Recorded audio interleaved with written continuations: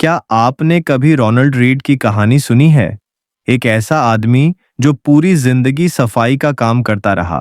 कोई बड़ा बिजनेस नहीं, कोई फैंसी डिग्री नहीं, कोई लॉटरी नहीं, लेकिन जब 2014 में उसकी मृत्यु हुई तो उसने पीछे छोड़ दिए करीब $8 मिलियन, यानी भारतीय रुपयों में 60 से 65 करोड़ से भी ज्यादा। सबसे चौंकाने वाली बात क्या है? न तो उसने लॉटरी जीती, न उसे कोई इनहेरिटेंस मिली। उसने बस पूरी जिंदगी धीरे धीरे डिसिप्लिन के साथ पैसे बचाए और कंपाउंडिंग को अपना काम करने दिया। इस कहानी की सबसे बड़ी सीख क्या है? पैसे के मामले में आपका बिहेवियर आपकी इंटेलिजेंस से ज्यादा इंपॉर्टेंट होता है।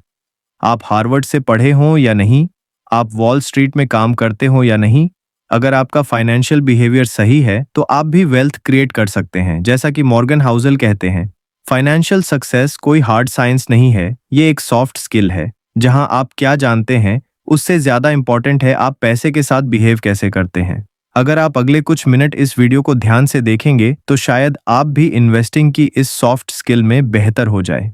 आज हम बात करेंगे द साइकोलॉजी ऑफ मनी की टॉप 5 लाइफ चेंजिंग लर्निंग्स के बारे में। टेक अवे 1, प्राइस चुकाना पड़ेगा। पे द प्राइस। मान लीजिए आप एक अच्छी ब्रांडेड वॉच लेना चाहते हैं। आप शोरूम में जाते हैं, वॉच आपको बहुत पसंद आती है। अब आपके सामने दो रास्ते हैं, या तो पैसे देकर खरीदें या फिर चुरा कर भाग जाएं। जाहिर है आप पैसे देकर ही खरीदेंगे। क्यों? क्योंकि आप जानते हैं कि अच्छी चीज की एक प्राइस होती है। यही बात इन्वेस्टिंग पर भी लागू होती है। अगर आप चाहते हैं long term wealth, high returns, तो उसकी भी एक प्राइस होती है, और वो प्राइस है वॉलेटिलिटी। स्टॉक मार्केट कभी सीधी लाइन में ऊपर नहीं जाता, बीच बीच में गिरावट आएगी, डर लगेगा, पोर्टफोलियो लाल दिखेगा। अब एक एग्जाम्पल समझिए। अगर किसी ने 10 से 12 साल पहले नेटफ्लिक्स के फ्यूचर को समझकर उसमें बड़ा इन्वेस्टमेंट किया होता तो आज वो बहुत रिच होता। लेकिन सवाल ये है, क्या आप उस सफर की प्राइस चुका पाते? नेटफ्लिक्स के स्टॉक ने अपने जर्नी में 80% तक की गिरावट भी देखी है। सोचिए, पोर्टफोलियो 50 से 60% नीचे है। फैमिली सवाल पूछ रही है, डर, एंजाइटी, रिग्रेट। हर कोई हाई रिटर्न चाहता है, लेकिन हर कोई उसकी प्राइस नहीं देना चाहता। हाई रिटर्न बराबर हाई इमोशनल पेन टेम्पोरेरीली। अगर आप वॉलेटिलिटी सह नहीं सकते तो हाई रिटर्न की उम्मीद भी मत रखिए। टेक अवे 2, कभी भी इनफ नहीं लगता। Never enough. मान लीजिए किसी को 15 करोड़ रुपए का बोनस मिला। वो बहुत खुश है जब तक उसे पता नहीं चलता कि उसके कॉलीग को 15 करोड़ रुपए प्लस 1 रुपया मिला है। यहीं से प्रॉब्लम शुरू होती है। कैपिटलिज्म दो काम बहुत अच्छे से करता है। 1, वेल्थ क्रिएट करता है, 2, एनवी क्रिएट करता है। हम हमेशा किसी न किसी से कंपेयर करते रहते हैं। अब एक एग्जाम्पल देखिए।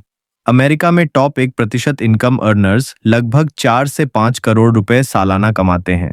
ऐसा डॉक्टर, इंजीनियर या प्रोफेशनल इंडिया में भी रिच माना जाएगा, लेकिन फिर वो किसी ऐसे इंसान को देखता है जो उससे 10 गुना ज्यादा कमा रहा है, और फिर उससे भी ऊपर कोई होता है। सच ये है, हमेशा कोई न कोई आपसे ज्यादा अमीर रहेगा। इस कंपैरिजन की वजह से लोग जरूरत से ज्यादा रिस्क लेते हैं, लेवरेज करते हैं, फैमिली, हेल्थ, पीस खो देते हैं। इसलिए एक बहुत पावरफुल लाइन है, जो आपके पास है और जिसकी आपको जरूरत है, उसे उस चीज के लिए रिस्क मत करो जो आपके पास नहीं है और जिसकी आपको जरूरत भी नहीं। कभी ना कभी आपको खुद से कहना पड़ेगा, अब इनफ है। टेक अवे 3, जो आपको पागल लगे वो किसी और के लिए नॉर्मल है। कुछ लोग लॉटरी में पैसे उड़ाते हैं, कुछ मैट्रेस में कैश छुपाते हैं। हमें लगता है ये सब इरेशनल है, लेकिन सच ये है, हर इंसान का बैकग्राउंड अलग होता है, एक्सपीरियंसेस अलग होते हैं। यूएस में लो इनकम फैमिलीज लॉटरी पर ज्यादा खर्च करते हैं। क्यों? क्योंकि उनके पास सेविंग्स का ऑप्शन नहीं, करियर ग्रोथ लिमिटेड है, एजुकेशन एक्सेस नहीं। लॉटरी उनके लिए होप खरीदने का तरीका है।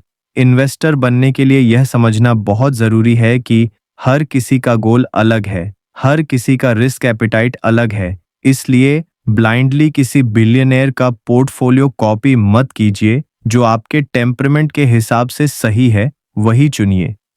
टेक अवे 4, फ्यूचर को प्रिडिक्ट मत करो, प्रिपेयर करो। Black swans, great depression, world wars, 2008 crash, कोविड-19। इन सब में कॉमन क्या था? कोई भी इन्हें पहले से प्रिडिक्ट नहीं कर पाया। इन्हें कहा जाता है black sworn events. Stock market में सबसे बड़ा नुकसान गलत प्रिडिक्शन से नहीं, पैनिक रिएक्शन से होता है। एक फैक्ट सुनिए, अगर आप 20 साल इन्वेस्टेड रहे लेकिन मार्केट के सिर्फ 4 बेस्ट डेज मिस कर दिए तो आपकी वेल्थ लगभग आधी हो सकती है। इसीलिए सीख क्या है?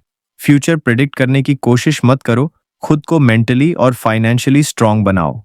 टेक अवे 5, नेगेटिविटी ज्यादा इंटेलिजेंट लगती है। Seduction of pessimism. जब कोई बोले मार्केट क्रैश होगा, इकोनॉमी खराब है, सब बर्बाद हो जाएगा, तो वो बहुत इंटेलिजेंट लगता है। लेकिन जब कोई बोले टेक्नोलॉजी इंप्रूव हो रही है, लाइफ एक्सपेक्टेंसी बढ़ रही है, लॉन्ग टर्म में दुनिया बेहतर हो रही है, तो वो नाइव लगता है। क्यों? क्योंकि लॉस का डर हमारे दिमाग में गेन से ज्यादा स्ट्रांग होता है। बैड न्यूज़ फास्ट फैलती है, गुड न्यूज़ स्लो होती है। लेकिन लॉन्ग टर्म डेटा दिखाता है दुनिया धीरे धीरे बेहतर ही हुई है। फाइनल समरी तो आज की सबसे बड़ी सीख, वेल्थ बिना वॉलेटिलिटी के नहीं आती। एनवी सबसे खतरनाक इमोशन है। कंपैरिजन आपको गलत डिसीजंस करवाता है। फ्यूचर प्रिडिक्ट नहीं, प्रिपेयर करना चाहिए। नेगेटिविटी अट्रैक्टिव होती है लेकिन ट्रूथ नहीं होती। अगर आप सच में मनी साइकोलॉजी समझना चाहते हैं तो द साइकोलॉजी ऑफ मनी जरूर पढ़िए। ये किताब सच में जिम है।